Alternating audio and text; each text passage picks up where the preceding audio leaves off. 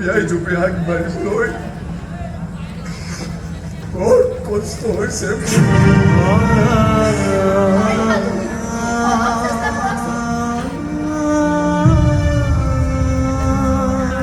লাগিবই চলিবতো লাগিবই জীয়াই থাকিবতো লাগিবই এটা কথা কিন্তু ভাল হ'ল জানো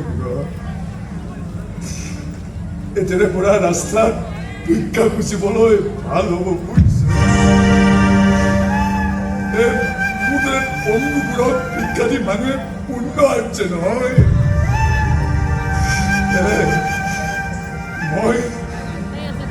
মই ভাল ভিক্ষা দিব পাৰিম চাগে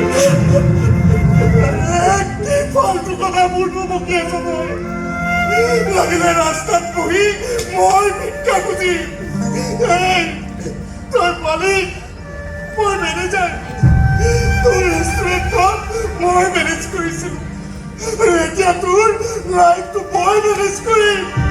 চাই নাই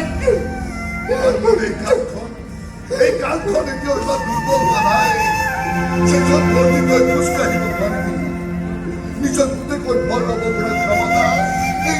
এই বাপেকটোৰ এতিয়াও আছে